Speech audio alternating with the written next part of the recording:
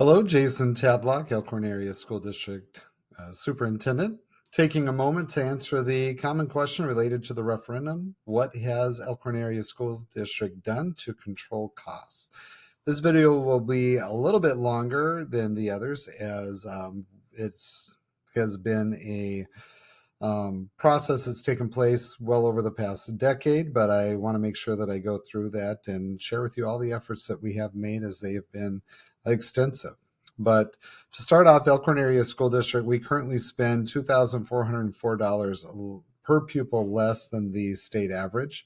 In order to operate at that low level, and one of the lowest in the state, and provide high quality instructional programs that we've had to get very good at putting in place cost saving measures. Amongst these cost saving measures are relatively simple things, but then we also get into a little bit more complex areas. But installing LED lighting throughout the district, we've restructured our staffing positions from full-time to part-time in some cases. We've used attrition. We have a lot of pride in the fact that we have not done mass layoffs as a school district or taken draconian measures such as that, but that we've been very calculated and careful in using attrition, such as when someone retires, to not fill a position or restructure our staffing accordingly. We've modified our health insurance plans. Basically, we look at it year to year, and then we've had to do some significant restructuring over the years to including amongst that is our staff have had to pay a larger share of their benefits. We've increased deductibles and gone to a self-funded plan now as well, which has projected to make us a little bit more efficient with that. We've also eliminated what are called OPEB benefits or other post-employment benefits by restructuring from a defined benefit plan.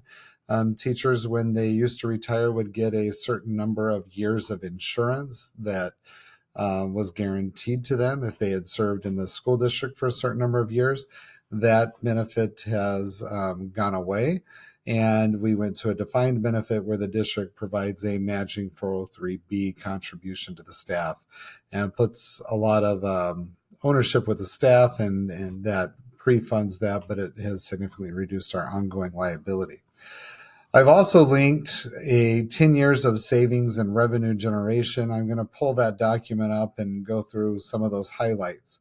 Our plan and our savings has not just been a result of us cutting. We've really thought outside the box and looked at a lot of areas, including increasing revenues. And that's really been key to the health of the school district and us being able to maintain our excellent programming and keeping our high standard. This goes back to 2014-15. That year, we eliminated high school and middle school overloads. We basically restructured how many classes a teacher taught in the day. We eliminated a high school in-school suspension position. That was someone who just supervised in-school suspensions at the high school. Reorganized the middle school staffing model, which had a net result of 6 fewer positions. High school teachers switched from teaching 5 of 8 periods to 4 of 5 periods, which was a higher, more efficient FTE. Eliminated the supervised study halls, which allowed for future attrition of positions there. And then our open enrollment, you'll see, went from, we increased it to 215 and generated additional revenue. As we go through 2015-16, we had a reduction of 4 positions due to attrition, eliminated K-8 supplemental text budget. And again, as we'll have this page linked onto the website so that you can take a look at all of the different things that we've done within the school district.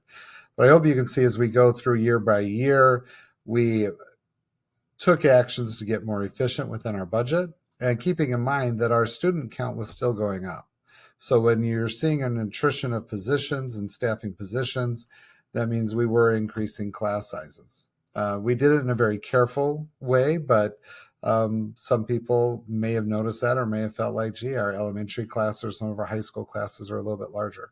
That's true because we've been doing that for a decade to try to run as efficiently as we could and stay within our budgetary needs.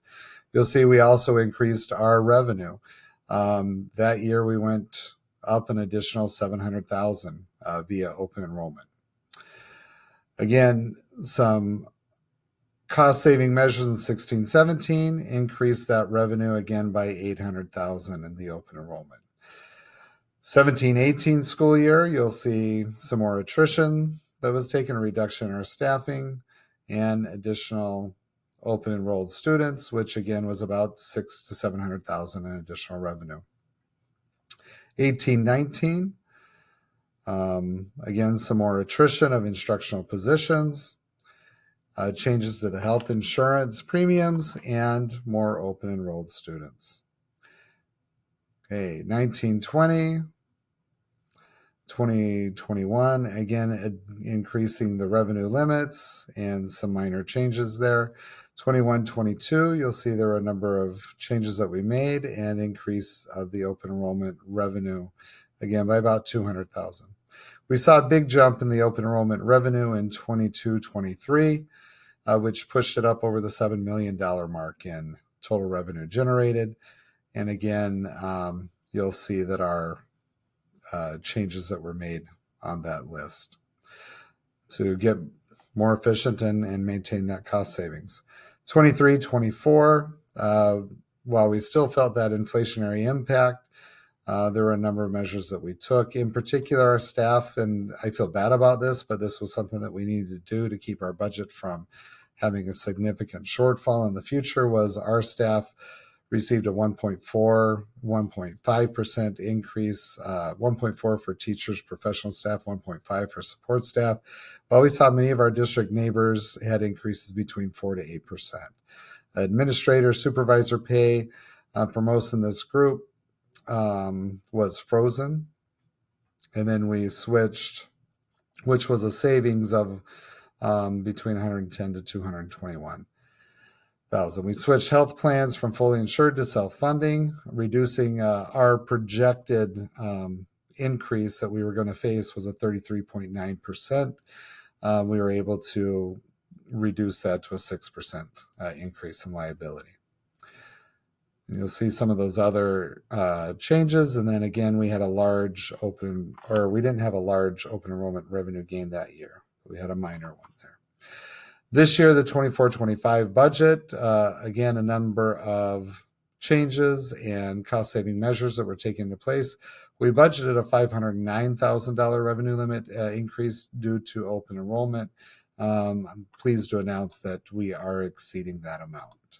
So our actual revenue and savings that we'll see realized this year is going to be greater than the 1.25 that the board had adopted or asked us to achieve as a result of the ad hoc committee's recommendation.